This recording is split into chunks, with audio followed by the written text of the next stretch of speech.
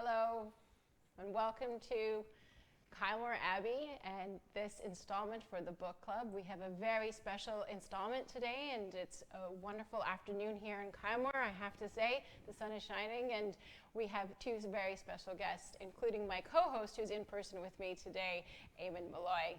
I want to welcome those of you who are just starting the book series today for the first time. What a treat you're in for today.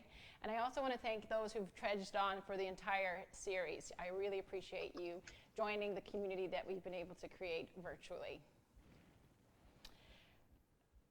From the onset, it has been the purpose of this book club to create community in a time of quite strife that we've had with the pandemic. And though we might feel out of the woods at the moment, there are times that we might have a few setbacks. And it's things like this that we come together to build the community and to have some virtual programming for you. So it's been great to have you along on the journey. I need to thank our sponsors for the Coulter Book Club who have helped us out throughout the entire time that we've started the series. In particular, I thank Notre Dame International, the Connacht Institute for Irish Studies, the College of Arts and Letters, the Keough School of Global Affairs, Notre Dame Learning, the Notre Dame Alumni Association, of which we are a part of for this series, and of course, the Notre Dame Rugby team and Connacht Rugby are partners for this series. Today, I would like to especially thank Michael Lydon of National University Ireland of Galway for contributing to this week's academic contribution concerning the Irish Rugby National Anthem, Ireland's Call. Thank you, Michael. And now it's my great honor and privilege to introduce our two special guests here to talk about music and rugby. I would like to welcome Willie Anderson. Willie had a monstrous drive today, coming from Derry, just outside of Derry. Willie is a former international rugby player, originally from 6 Mile Cross in Tyrone, County Ulster, following an outstanding playing career that yielded 27 international caps between 1984 and 1990. Willie embarked on a coaching path that saw him work with Leinster, London Irish, and the Scotland national team. He retired last season with his final role being in the Ulster Academy, preparing the next generation of athletes from the province. He has been responsible for the development of countless Ulster players, including a number of those involved in the current setup, such as Eric O'Sullivan, Adam McBurney, Tom O'Toole, Ross Kane, Nick Toomey, and Matty Ray. Willie also played an important role in nurturing young talent coming through the academy in David McCann, Azar Allison, Callum Reid, and Tom Stewart. Of Willie's contribution to Ulster and rugby in the province over the years, the Ulster Rugby CEO, Johnny Petrie, said, "It is without doubt that Willie's legacy and influence will be felt for many years to come at Ulster Rugby. He has made an immeasurable contribution to rugby over the years as both a player and as a coach." And I can say this as someone who benefited firsthand from his exceptional coaching skills. Thank you, Willie, for being here today. Thank you very much indeed.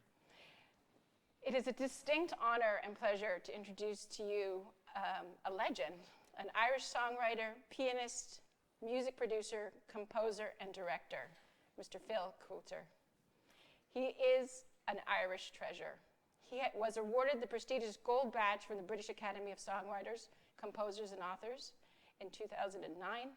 He has won 23 platinum discs, 39 gold discs, 52 silver discs, 2 Grand Prix Eurovision Awards, and 5 Ivor Novello Awards. Not to mention, he has a Grammy nomination, a Meteor Award, a National Entertainment Award, and as a producer, his credits are formidable. And these include the likes of Van Morrison, Sinead O'Connor, Elvis Costello, and the classical greats like our friend, Sir James Galway, and the collaboration with the comedian, Billy Connolly. He has produced legends such as Planxty, the Dubliners, Liam Cansey, and the Fury Brothers, a favorite of mine, I must say. He has written some of the great Irish songs of his generation, including Scorn Not His Simplicity, Steal Away, and for today, we will be discussing the rugby anthem, Ireland's Call. Indeed, his unique contribution to Irish music has been recognized by award-winning people from around the world. He has 4 honorary doctorates an hour-long special tribute on the BBC, and he has also featured in a TV documentary on the Golden Generation, the Boys of St. Columbus. It is really an honor and pleasure to have Phil with us, and alongside me as my co-presenter is Eamonn Molloy of Connacht Rugby, and via Zoom, dialing in remotely, is my other co-presenter, Justin Hickey of the Notre Dame rugby team. Welcome to you all to Coulter this afternoon. Thank you very much indeed. I'd like to start with Phil, and actually it's really about your experience growing up in Derry. And what was it like? Well, I think looking back in terms of a career in music, I've said this many times, my first smart move was being born in Derry, because Derry was then and continues to be a city of song. Music was very much part of the fibre of life in Derry. You know, I came from a very modest background, a terraced house in a working class area, and in so many of those little terraced houses, a piano was more important than a three-piece suite. Because, well, in the post-war years when I grew up, you know, there were certainly no great comforts, no great luxuries. In fact, when I look back on that era, it's an era of ration books, air raid shelters, and it was all pretty stark. But my memories, in fact, are all in black and white rather than in colour. But even in those dark days, with as I said, rationing and just austerity everywhere, music was the thing that was the one bright light, you know. And Derry people set great store by music and about entertaining themselves. The joy of music, music as something. What I grew up with as music was not something just that you studied in college or that you kept for like church on Sunday or the annual music festival. Music was something to be enjoyed, something to be shared, a living, breathing thing. So there was probably some kind of an inevitability that with all of that background, I would find my way into the music business. You told me a little vignette when I spoke to you on the phone about your music teacher in school. Oh yeah. It was by accident, really, that you got the tutor. In common with I had two brothers and two sisters, and we were all sent to music lessons. When I was about, I think, 6 or 7, I was sent to piano lessons. And I was looking forward to this because in school, I loved the choir. We were singing songs like A Nation Once Again and all those lovely kind of stirrings, or even hymns. I loved all of those hymns. So I went to learn the piano. I thought, this is great because I'll be able to play all these little hymns. I wasn't prepared for the fact that for the first number of weeks and months, it was all about 5-finger exercises and scales and arpeggios, no playing wee tunes at all. That was not what I signed on for. And so I became kind of disenchanted with the whole concept of the piano and of music. The little tunes had faded into the distance. Now, and my discomfort was added to by the fact that my music teacher was one of those old school music teachers who sat at that end of the keyboard while I was playing with a ruler. So if I played any wrong notes, boom, got that across the knuckles. And to this day, you know, if you see any kids sitting down at a piano, they'll play like that with their fingers kind of flat and parallel to the keyboard, which is wrong. Your stance is supposed to be your fingertips that touch the keys. To this day, my fellow piano players will say, Phil, you've got a very high stance.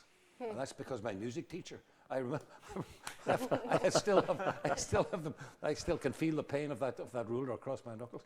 So, for all of those reasons, I was not enchanted with music. So I could very, very readily have walked away from it. I would have been very happy to do so. In fact, I used to have to practice the piano in the good room, you know, the parlour. It was kept for when the priest visited. Otherwise, it would be locked. It would be unlocked for half an hour of an afternoon for me to go in and practice the piano. And it was supposed to be the half an hour. Here was my trick. On the mantelpiece, there was one of the few good bits of furniture about the house, an expensive clock, which I think had been given to my folks as a wedding present. But it chimed on the quarter hour and on the half hour, and I thought, wow, if I can push that minute hand forward, the half an hour chime is going to come early. So if I could push it forward by 5 minutes, I'd only have to play for 25 minutes. 10 minutes I can get away with like 20. So that's how I shortened my half hour practicing until the inevitable happened. I broke the clock. And my father, who was on a cop on the beat, he came back from duty one day. My misdemeanor was duly reported, and I got a thick ear. That was for breaking the clock. And then was told that since they could barely afford the piano lessons, this is not a good idea, so why don't we just forget the whole thing? And there's a little voice in my head that went, yes! I thought that was it.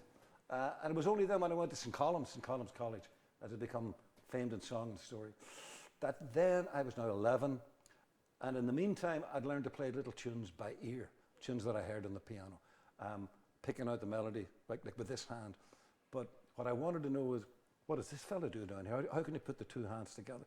So it was that hunger to learn, you know. And that was a great lesson for me to learn at the age of 11, that the best motivation in the world is when you want to do something, and I wanted to learn. And that to me was the starting point of that journey that has led me to sitting beside Willie Anderson today. So, Willie, I get to you, different upbringing to some extent on a farm, rural Tyrone. How formative was that? And you speak of a transformational time, going to secondary school. You found something that transformed your whole life. Yeah, like whenever I was growing up, you know, it was all hard work. It was no tractor. Well, there was tractors, but you didn't dig the silage out. You dug it out with a grape, and you had a wheelbarrow, and you had a shovel, and you milked cows, and we had hens and with pigs, and you know, growing up, it was a really hard time, hard life, but it really stuck to me. I really enjoyed every minute of it, because certainly for my rugby career, it helped me, you know, toughen up and be hard, and yeah, I didn't know what rugby was until I went to Home Academy, and then I fell in love with the game. I was a Liverpool supporter when I was a cub, and I'm still am, and so you know, and those days, you know, I didn't pass 11 plus, so my sister passed it, and in those days, I'm sure Phil knows about 11 plus. Oh, yeah. You know, I didn't pass it, but they said, you know, we'll send them on. As they said, they'll send them on. So my mum and dad paid me to go to Home Academy for the first year, and then I got my review, as it were. But I fell in love with the game. At what age, Willie? You were what, 11? 11, 12? Yeah, about 11, 12, and like I'm sure, like 11 or 12 or 13, I was watching Irish matches then, and looking at all, you know, Ireland playing at Lansdowne Road, and I suppose like maybe 10,000 or 12,000 other young fellas, I said, I'm going to play for Ireland. That's my desire. That's my ambition in life, and I want to do that. And you knew that at 12? Well, it was my goal. Now, you know, I had a few ups and downs and bits and bobs, you know, but I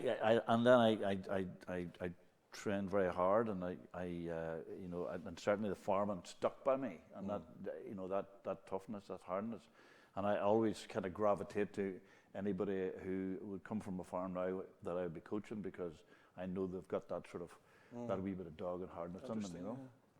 Yeah. And you speak of, you know, that rugby kind of changed your outlook, or broadened the horizons for you in the sense that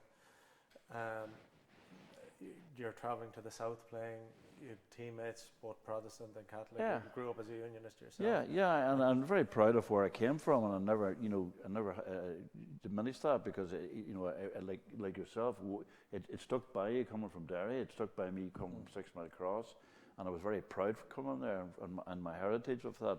However, we were very fortunate that, you know, in school that you travelled down to Sligo, you travelled down to Dublin.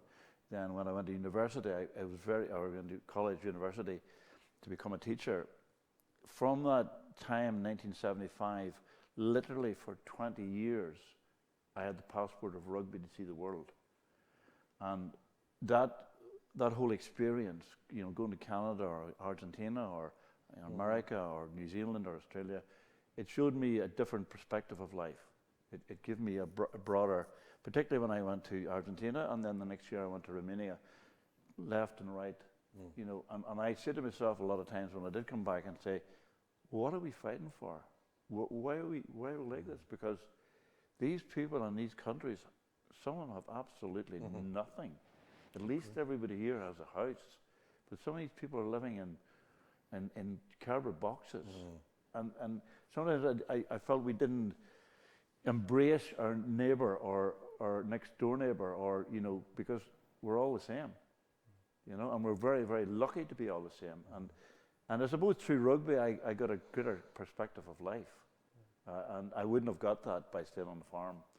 I would have been very sort of maybe insular in my views and thinking. And rugby gave me that, and that's why from those days I was very fortunate, because I didn't have the money. Like I'm sure your dad and mum didn't have the money. I didn't have the money to travel the world. No, indeed. Yeah. And I suppose, Phil, in Derry at one point became the hotbed of the Troubles. But you wrote very beautifully in the Town I Love So Well about, I suppose, the passion and the love people had for the area, and how that probably stayed strong, from both sides. And what are the changes you saw in Derry, and I suppose how did it impact you yourself emotionally when you saw it or came back to it over the years? Well, the kind of innocence of the early years disappeared during my late teens, with the advent of the Troubles, and the famous march on Duke Street, and then the balloon went up and everything changed, and a kind of pall of gloom descended on the city. I mean, I mentioned earlier on that Derry had been like a very musical city, and people, it was a city of song. It was a there was people had a spring in their step, but over that period of the Troubles, this pall of gloom descended on the place. And going back, by that stage, I'd left Derry. I was living in London, but of course I was keeping a very close eye on it because my family were still there. And in my visits home, I could see just, and probably it was more vivid to me because I was seeing it maybe every 3 months, every 4 months, rather than living through it. Sometimes you're not aware of it. If you, as you said earlier on, Willie, if you're in the eye of the storm, sometimes you don't see it. But when you're away and you come back 3 months later, you think, oh my God, that building's now bombed. That's not there. There's an army patrol there, and there's a helicopter overhead. The transformation, which for the people who lived there, they just kind of took it in their stride. I mean, I mentioned there's a classic photograph that kind of sums up how that became part of the fixtures and fittings, the kind of war zone. The picture of a little woman going about her shopping, and she's got her shopping bag, and she's ducking underneath a soldier who's on patrol with a drawn rifle. That was the Derry that had become. So I happened to be at home over the weekend, but by pure accident, that internment was introduced. And that was, as history has proven, one of the biggest miscalculations of the whole operation, of the whole Troubles, because there were guys, even guys who were at school with me, who had been dragged out of bed at 4 o'clock in the morning and interned for no better reason than that they played GAA or they spoke Irish or they went to Cayley dances. If they were viewed to be like nationalist or equals Republican, equals gunman, they threw the net very, very wide. So in a kind of knee-jerk reaction to that, the first political song I ever wrote was a song called Free the People. It was an anti-internment song. The very fact it was anti-anything tells you a lot about the song. It was not a great song, but it was a kind of knee-jerk reaction, I suppose, to what was going on. But then I was recording the Dubliners, producing the Dubliners, so I had a ready-made voice there with Luke Kelly, who was all over the song, and it was a hit record for the Dubliners. But I was always aware of the fact that this song really doesn't say enough about the situation. What I really wanted to write was a love song about my town, as you referred earlier on. That's what I really wanted to write, and a song which would criticise the violence from whatever source, be it from paramilitaries or the British Army or whatever, and the effect that it had on the town. It was a love song for my town. That's really what it was, because in a very volatile situation back then, I knew that we had enough rebel songs, and God knows the last thing they needed was another rebel song. So I was determined that it wasn't going to fall into that trap. And everybody sang it. Everybody sang it. I mean, I sang it so many times on tour. It was just fantastic. It was a brilliant song. I would love to have heard that, Willie. Yeah. I'd love to nice be a fly on the wall to hear you sing that. I really would. Funny, there's a great story about that. When Derry were playing Cork in the All Ireland final, and I actually walked into Croke Park alongside of Seamus Heaney, another ex and columns boy, and The county songs were performed. Well, Cork has got The Banks of My Own Lovely Lee, as it always was. And for years, Danny Boy, the Derriere, would have been the anthem for Derry. But that year, the players and the county board decided that The Town I Love So Well should be the anthem song. So it was hugely emotional for me. And it was tears in my eyes as I heard a full house, including the Cork supporters, singing The Town I Love So Well. So you fast forward the tape, and I got a note from a friend of mine who was beside me at the game, a man called Robin Walsh, who was then head of programmes in BBC Northern Ireland. So he wrote me a little note, and he said, it's dated July the 12th, Belfast, such as BBC. He said, Phil, you remember last time we met was at the All-Ireland final, and we were both very touched when The Town I Love So Well was performed. He said, you'll note from today's date, 12th of July, what's going outside. He said, just a half an hour ago, the parade passed by my window, and one of the orange bands was playing The Town I Love So Well. And he said, some trick. I tell you. And I was at that game, the All Ireland as well. My doctor's Ben Glancy, and he was the doctor for Derry, and I was in the crowd for that. There you It are. was absolutely Hell of a day, fantastic. wasn't it? Yeah, fantastic. Willie, would you tell us just on that in the Gaelic games about you bringing your own kids down to the GAA club at a very young age? And Yeah, I how played. culminating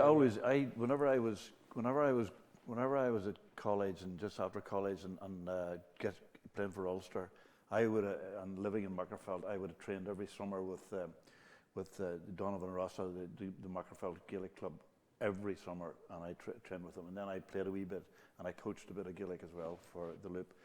And then when my kids come along, I said, well, I'm not going to have what happened to me, because on the other side of the fence they were kicking Gaelic football. I was never allowed across the fence or across the edge.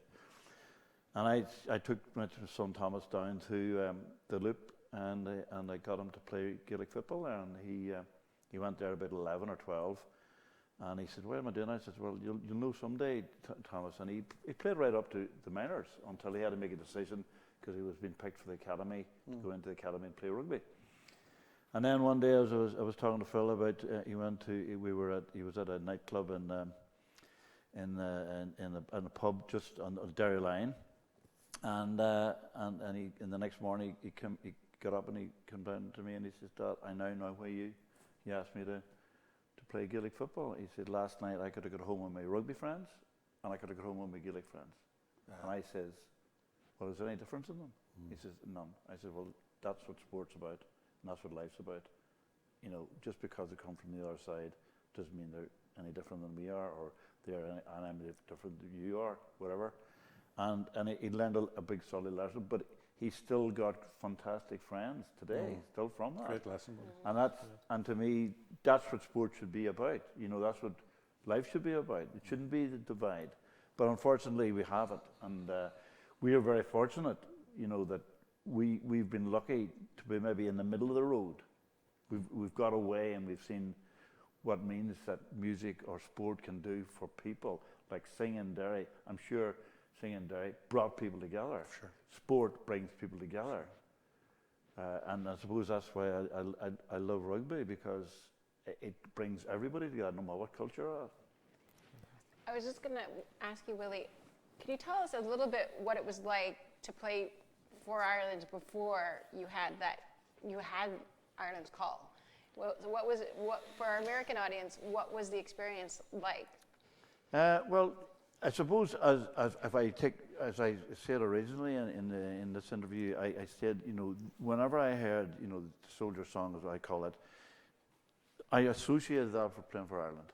And I knew that if I heard that song, and I was standing on that field, that green patch and Lansdowne Road, that I had made it, right?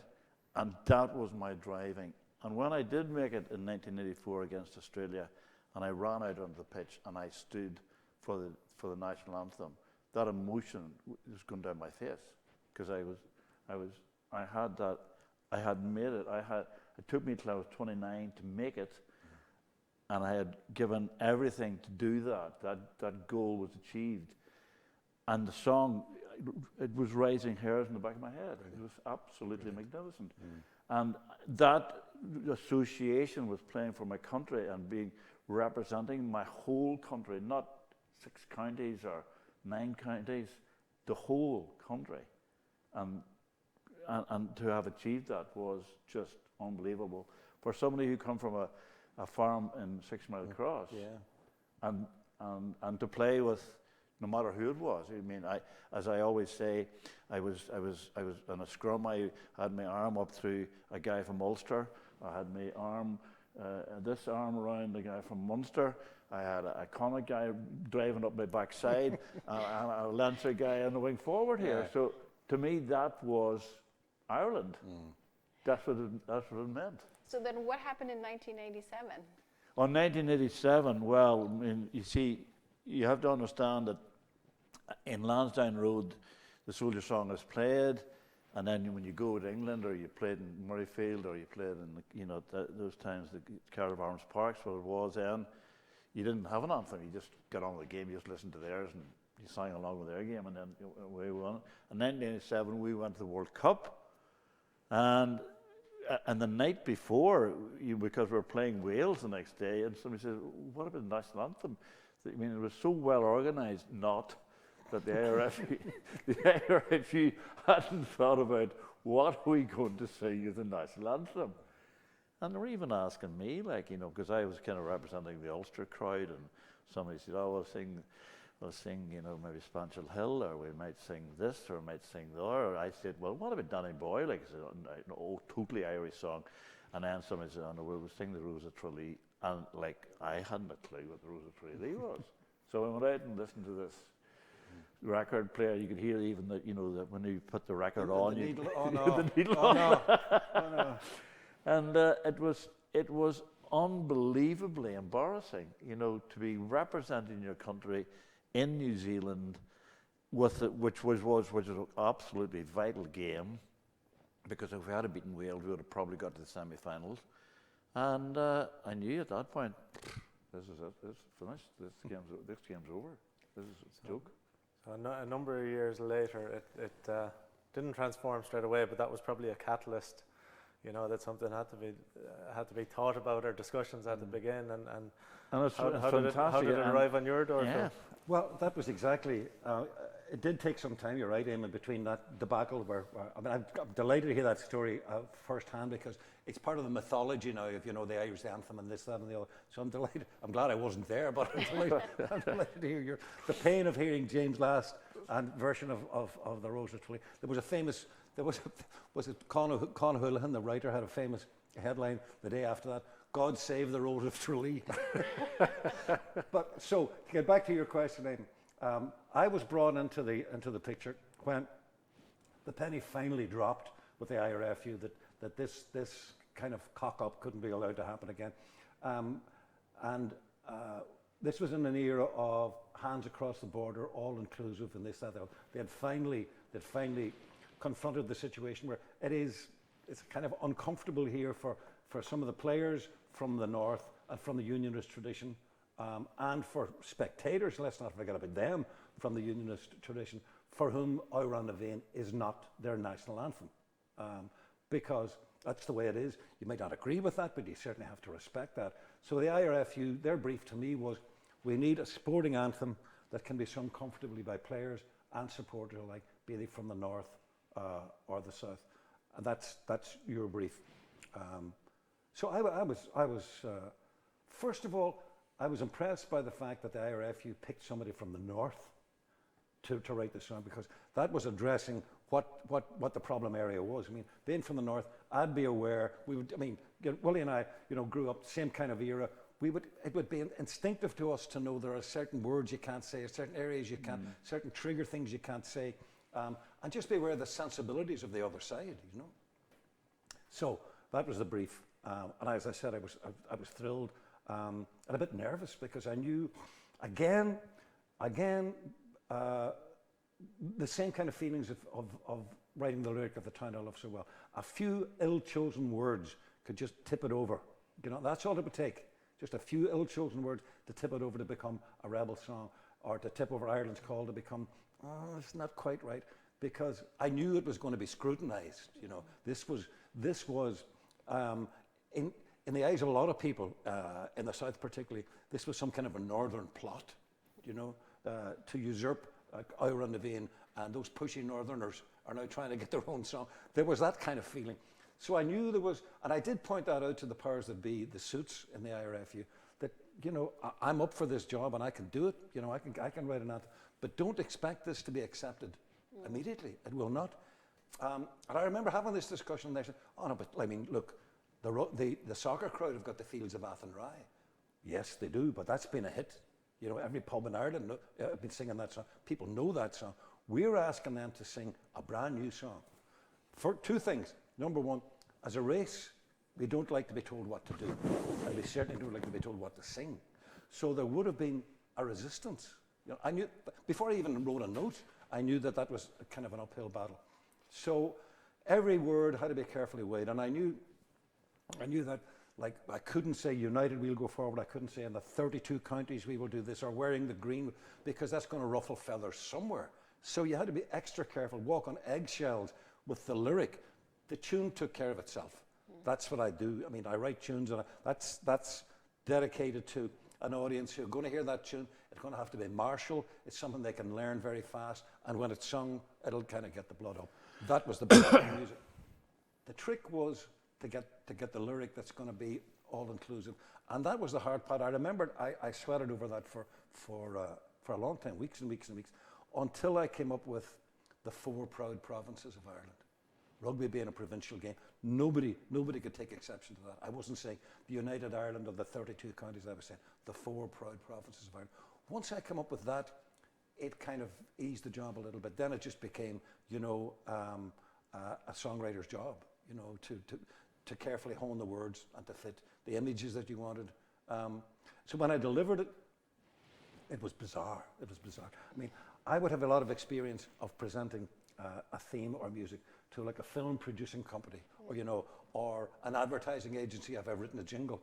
This time I was presenting a song to a long table of suits, all the IRFU. Blazers. They were Blazers. They're right. So the suits were in the background, counting the money.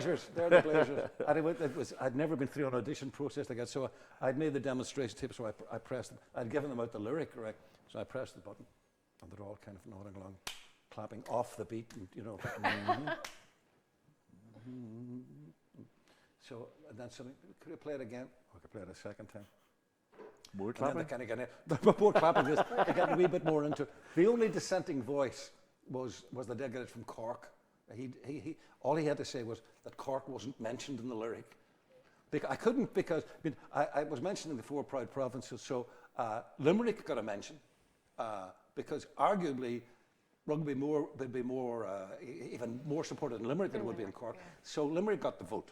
I mentioned the Glens of Antrim, and I mentioned Dublin Bay. So I was kind of ticking off each of the provinces. So only one city could get a mention, and I'm afraid Cork didn't make the cut, which didn't please the suit or the Blazer from Cork. But that was a dissenting voice.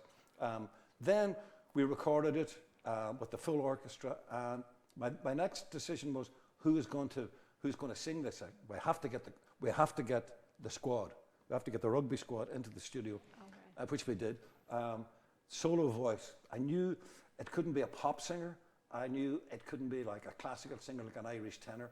Right then, the country was in love with the Commitments, and Andrew Strong was the big voice of the Commitments.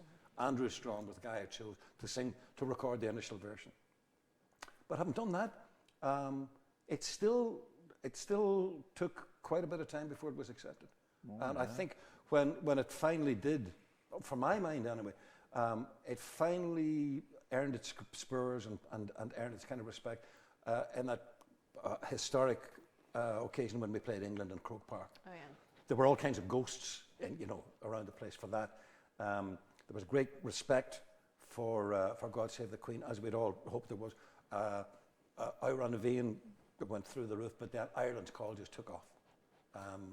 I remember thinking to myself, that's it. Yeah, it's fantastic. Now. Yeah, and it's fantastic to hear the nuts and bolts of how the song was produced and how you had to go through a lot of walking on eggs. But it's a fantastic song, and it certainly came to power that day, and it was a fantastic result as well. On the back of that, people think Chamber's music does motivate Oh, people. for sure. And when you get a crowd in unison, there's no doubt there's nothing as powerful as that. Yeah. It's just fantastic, It's and it's a certainly- fantastic song, and it's been sung by children. All Yeah. you know, I've gone on holiday and we've stopped and we've sang, the four proud provinces, Erin's Call, and then we sing Wales, Wales, bloody great fishes are Wales, and Swing Low, and we do the whole lot, but that's the one that's synonymous. Well, it's great to hear that from you, especially from somebody with your history and rugby. Well, I Well, certainly would like to have heard it in Wellington, New Zealand that year in '87. I can assure you that. But I suppose for somebody, Willie, who's been in there in the centre part of the pitch, obviously famously in the centre part as well against the Haga, we'll touch on that in a moment, but like how momentous is that moment? As you said, Around Naveen became synonymous with you of watching people play for Ireland, and the next generation coming, Ireland's Call will become synonymous with them of seeing people play for Ireland and aspiring to that. What's the emotion before you're going into battle there in a match? Yeah, I think it's incredible. I mean, there's no doubt about it. If you've got your whole team singing it, or you've got the whole team together, and the whole crowd singing for you, there's no doubt it's an emotional. There's nothing like it.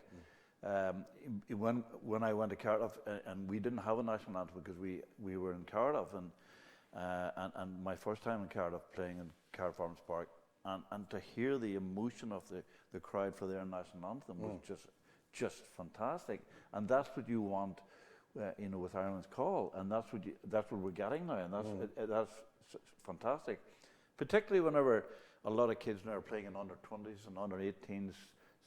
Tournaments outside of Ireland, and Ireland's Call is the song. So it's fantastic. A lot of kids are growing up with it now and have grown up with it, and that's going to be synonymous. At home, it's going to still be the Soldier Song and the Ireland's Call. There are kids in primary school. Some of my friends have got sons and daughters who are teachers, and they tell me that there are kids in primary school. One fellow was telling me his daughter said, "No, okay. Who knows the Irish national anthem? Miss, what's the Irish national anthem? Ireland's Call, miss." That generation thinking that Ireland's Call is but Willie makes a very good point about the power of music. You never underestimate that. You just have to look at even the soccer, the Euros, and see the teams that actually, the Italians were singing this with gusto and with real heart. You just know this is a bonding exercise for those guys. You can feel the pride. You can feel the pride before they go on stage. And then some other teams are kind of milk and water, kind of half-assed singing it. It was one of my continual gripes with the IRFU about Ireland's Call. You've got to make sure all the players are singing this. I don't want them to be just and not all of them embraced it. No. Not all of them embraced it for their own reasons. But that was a problem we had to get across. Luckily, I think we've put that all behind us. But I think that's incredibly important, the power of music and the pride in your national anthem. Absolutely. I'll tell you another little story. On one of the last occasions that we were playing at a soccer international, Ireland were playing in the O2. And again, the Irish national anthem.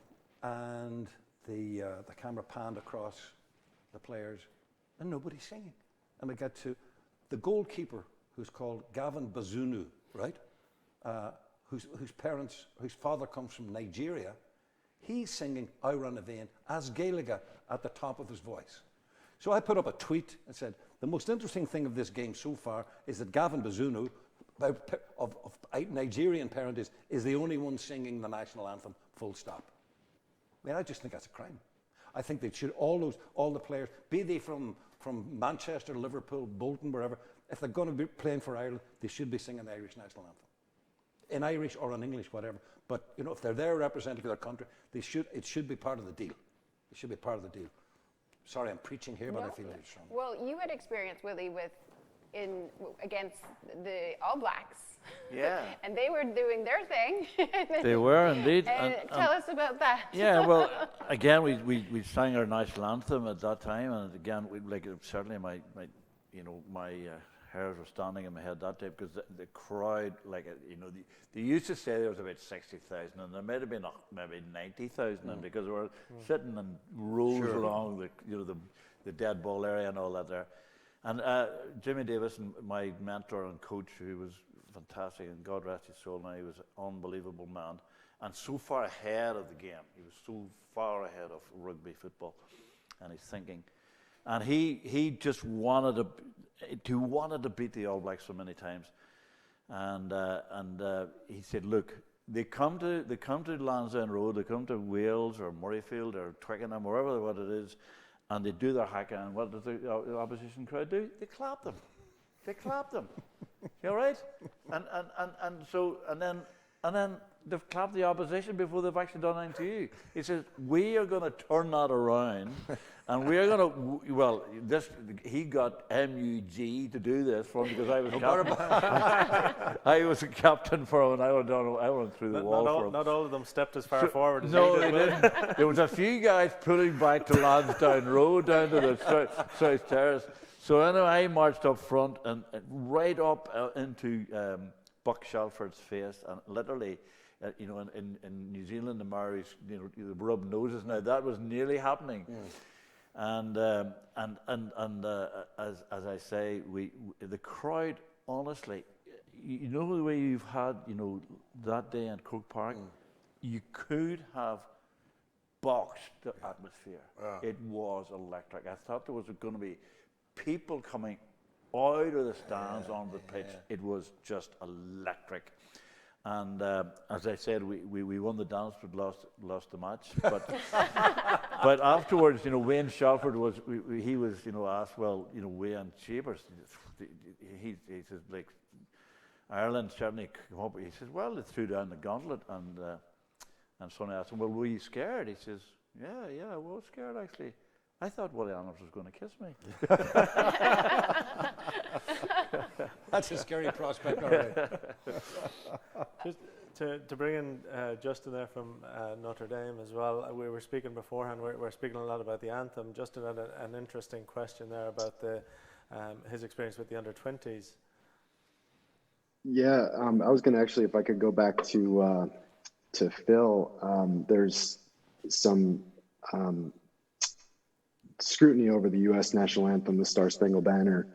Right now, the original poem, the third verse, included reference to slavery. And on one side, the defense of composer Francis Scott Key, who was a slave owner, was that it was in reference to the British troops. On the other side, understandably, African Americans feel the song is not a positive representation for them. So it's created a lot of division in society here of late. I guess my question is, were you aware of this, and what could we learn from you and your experiences with what you went through with the Ireland's call there, and is there any advice that you would give us in general? Well, I wouldn't be brave enough to offer advice or conceited enough to think that I would have the answer to that particular problem.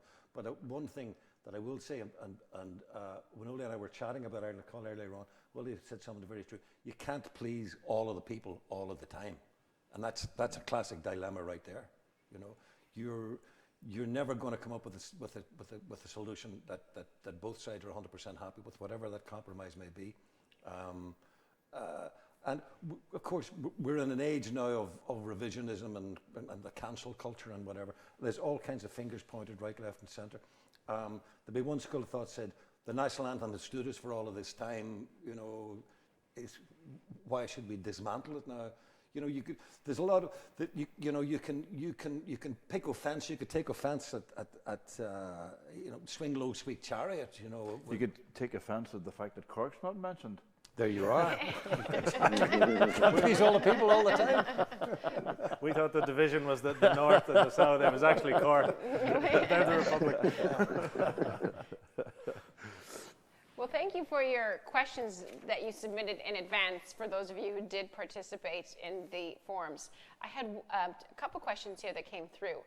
The first one actually is for Phil, and it's from Luke Sinnott in Kildare, who asks, do you write poetry? Not as such, but I would like to think that some of the lyrics that I've written in some of my more thoughtful songs would be poetic. But the writing of poetry as a discipline, you know, there are parallels in writing song lyrics. I mean, that's, you know, as I say, certain of the songs. I mean, I'm not talking about songs like Shang-a-Lang for the Bay City Rollers or Puppet on a String. But I'm talking about, I mean, there would be lines in The Town I Love So Well, Scorn Not His Simplicity, even indeed in Ireland's Call, which would be quite poetic in the kind of loosest. But I ain't no Seamus Heaney, no. But you knew him very well, you know. Again, you know, we talking about our background. Willie talked about the Oma Academy being formative for him. For me, St. Colum's College was a critical influence in my life. That's when I discovered that my love of music and my hunger to learn more about music, and I was blessed with a couple of great music teachers. And it was in an era for whatever reason, in that intake there was Seamus Heaney, there was Seamus Dean, there was John Hume, there was Paul Brady, and just slightly ahead of us there was Brian Friel.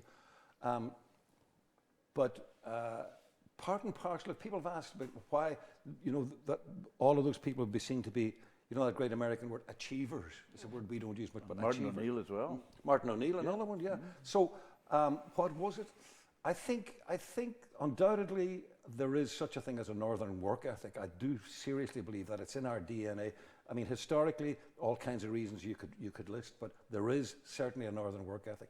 But the sidebar to all of that was in our time in St. Colum's. It was two things were drilled into us. Number one, if you're given a talent or if you're given a set of brains, like don't congratulate yourself. That's a gift from God. It's a shame if you don't use that talent or use those brains. Number one, you can't fritter away that. That's a gift from God. But the practical application was, if you get your head down and if you work and apply yourself and the brain power that God has given you, you have an opportunity to get a scholarship to university. Without that scholarship, which was introduced by the British government, the Labour government in the late 40s, people like Seamus Heaney, people like Seamus Dean, people like myself, people like Paul Brady, people like Martin O'Neill would never have gone to third level because my parents couldn't have afforded to send me to university. Seamus Heaney's parents couldn't have afforded to send him. So that was an extra kind of a motivation, if you like. I have a question for you, Willie, from Mark Dilworth from South Bend, Indiana. With regards to when you were captaining Ireland, did you ever experience hostility as you know, as an Ulster unionist? Did you ever feel any sort of hostility? No, not face to face. I never felt any hostility. I would have got a couple of letters from you know, sort of bigots, but I mean, again, they're that's what they are, bigots, you know. And you know, I was very proud to lead my country, no matter what I was. If I was black or Protestant or Catholic or Jew or whatever, I was very proud to lead my country and very honoured and very lucky. You know, I was very lucky as well. But no, I never got any hostility, particularly from the rugby crowd, you know, and maybe I was in the right areas to get it, but fortunately not. Just on that, Willie, like rugby remained an all-Ireland sport, you know, from its foundation, the Irish Youth Foundation, really, right through the Troubles and now into the peace process. Did it provide a path, or did it show, or did it unify in any way? And probably I'll pose the same question to you in a moment, Phil, but you mentioned how a song could either divide, it could either fall on one side or it could unite. Well, I think, you know, as a game, the game carried on fantastically well, you know, and we were very lucky because we were nine counties. We're not just 6 counties, you know, we're 9 counties in Ulster. So you would have been playing across the border. You could have been playing in Sligo. You could have been playing up in Dunfanaghy or wherever, you know. And we always had cross-border matches, which we always made sure. However, individuals within the game in Ulster probably suffered. Like, I played with policemen who had a change club, you know. I played with people who their business was bombed. You know, so the game kept its level, and and we made sure, like Dungannon would have made sure we travelled, and we would expect Galwegians to travel to us and fulfil the fixture. And I rarely think I've ever heard of a side that didn't travel. And would the club, when people hit some hardship like that, would the club or the province have supported them? Oh yeah, Would they have rallied? Yeah, absolutely, as clubs would have been, you know, and took part. But however, there was never, within Ulster or within Ireland, there was never a mention. The only time, and again goes back to the World Cup, the only time that it impacted on us was when Nigel Carr and Davy Irwin and Philip Rennie were travelling down, and Judge and his wife were travelling up, and he was blown up, and they were blown up, and Nigel Carr didn't make the tour. And that, you know, that was, and I think that instant, which actually impacted our World Cup, never mind the Rose of Tralee, that was a massive impact on our World Cup. Also, it actually maybe brought home to the guys who were in the south, who actually, it came close to them. Okay. The reality of what, you know, we would suffer every day, you know, or see every day, as in maybe sometimes in the eye of the storm you don't see it, as Phil and I were discussing, but that really hit the guys from the south quite monumentally, because they couldn't realise, oh my God, this is one of ours. This guy's played for Ireland, and he's just nearly been blown to bits. Yeah. And Phil, likewise, you know, there's. I think rugby, yeah, absolutely. I think that the powers that be and the rank and file rugby players deserve great credit for coming through all of those dark days. And I think it's a wonderful achievement to have an All-Ireland sport. I would love to see an All-Ireland soccer team. I'd love to see that. And I think there's an awful lot of people who would feel the same.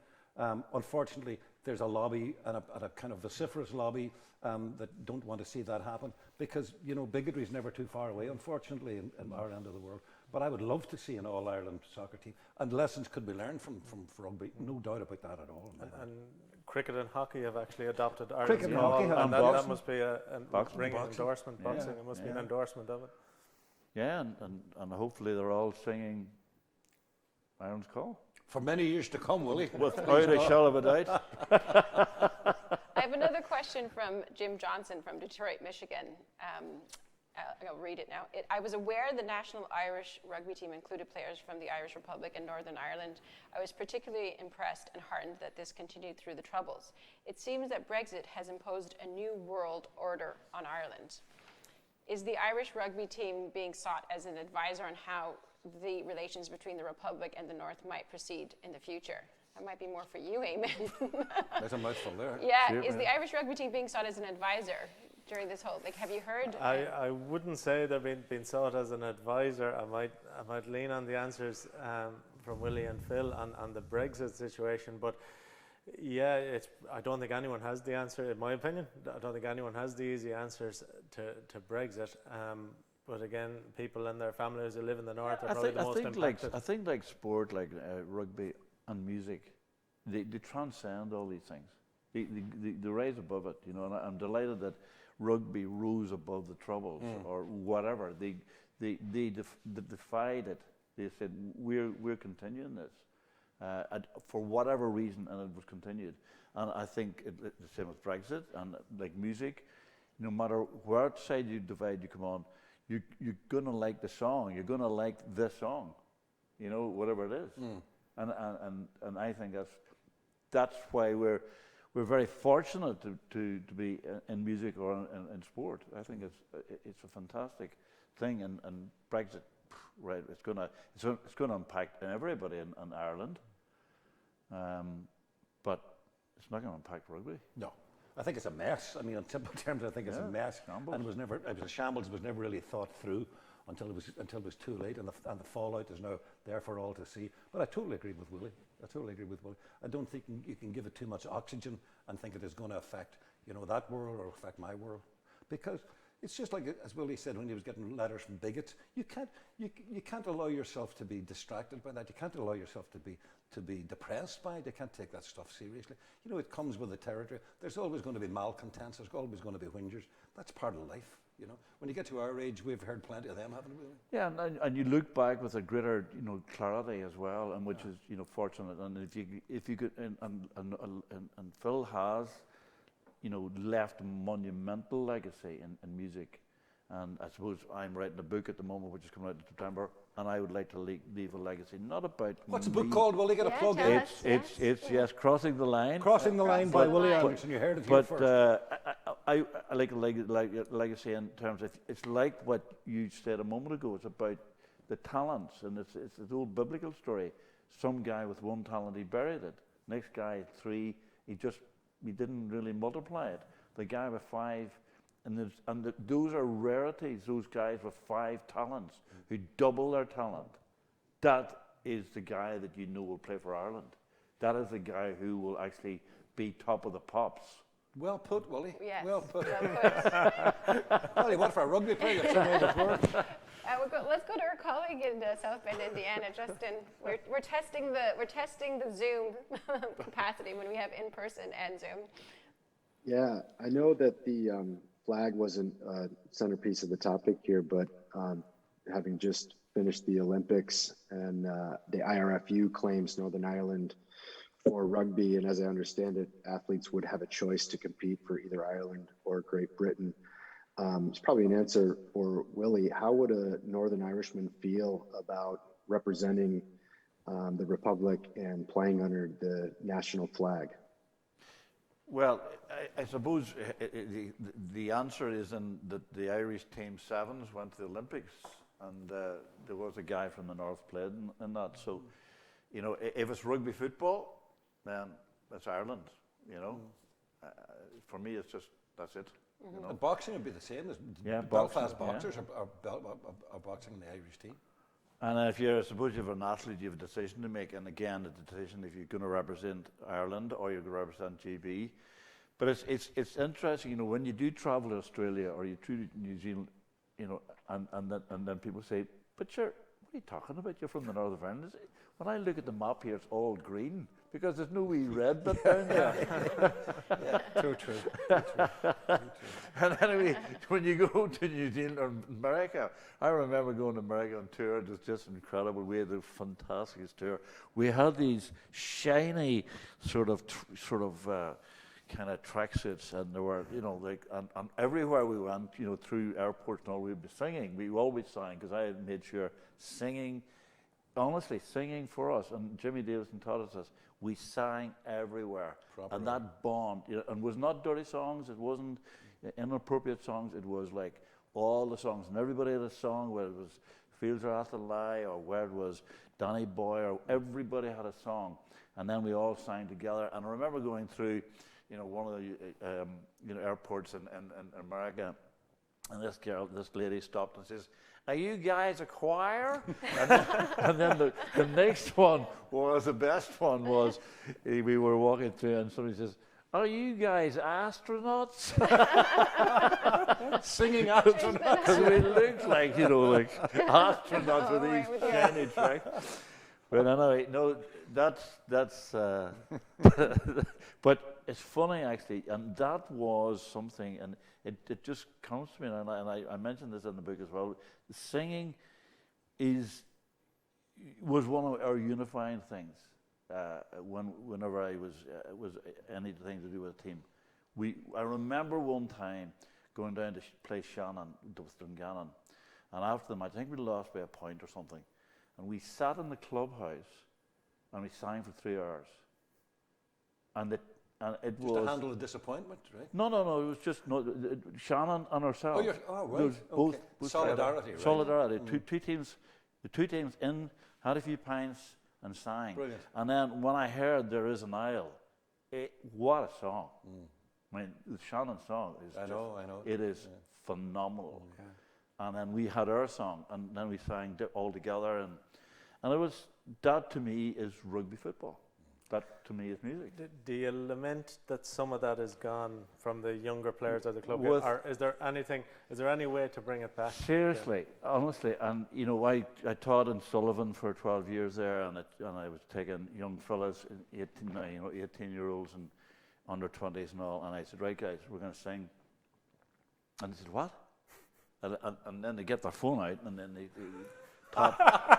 tap in, you know, a song and get the lyrics up, and then they don't do it. It's not part of the tradition. We've lost that tradition. And also, you see, you have to understand that nowadays, you know, if Blackrock come up to play Dungannon, they're on the bus and away again. They don't stick around. Yeah. That's a shame. And they don't have that interaction. And touring is gone. It's not touring is, well, it's more difficult now because the finance and all that sort of cracking, obviously COVID. But I was very, like yourself, very fortunate. I was able to see the world through a medium, through a passport of rugby football. Willie, can I ask you, go back to that 1989 North America tour of Canada and the US, because I wanted to ask you about it as well. And just so you know, we get the same reaction when we go through airports. We don't get confused with a choir because we're not singing too much in public, but we always get asked if we're a basketball team or whatever else. But on the rugby side, what were your perceptions of the sport at that time in the late 80s in the US? And then if you've been following now, what are your thoughts on the game here in the States now? Yeah, we went over to Boston there to play the what do you call the franchise in Boston? The Free Jacks, is it, or? Free Jacks. Oh, of course, yeah, the Free Jacks. We played there with Connacht, actually, in a round sort of thing. I think the potential in the States for rugby football is just phenomenal. The difficulty with like Canada and America is the size, you know, and getting, you know, it all together, and also it's not at school level, you know. It's not the core skills are not maybe taught early enough in schools, and then they're picking it up either when they go to college or when they've maybe made it with American football. But the potential in America to be like world class is amazing if they could just harness it. So I don't know if that answers your question. Thank you, Justin. And thank you all. Thank you all for joining us this afternoon. I'm sorry if we did not get to your questions, and if we didn't and you'd like to continue the conversation, please join us on our LinkedIn page at ThinkND for the Kymore Book Club. So on behalf of Justin Hickey and Eamonn Molloy, my co-producers on this 5th series of the Kymore Book Club, to Heller to Connacht, Stories of Irish Resilience, I want to extend a warm thanks to Willie Anderson and Phil Coulter for taking the time to making the journey to Kymore and to share your stories. It truly transcends how sport and music transcends all sorts of challenges. So a real privilege and honor to have you here amongst us, and thank you. Enjoyed myself. Yeah, it was fantastic. Thanks, Phil. My pleasure, Will. My pleasure indeed. Enjoyed it. Learned a lot. And so I was just gonna say, sorry, do you want to just add in something saying like now you go to breakout rooms? oh yes, yeah. So I have to, yeah. And so now we'll give you an opportunity to go to breakout rooms in which you'll have 10 minutes to discuss with your group about the conversation that we've had today, and I hope it's had an impact with you, and enjoy your conversation.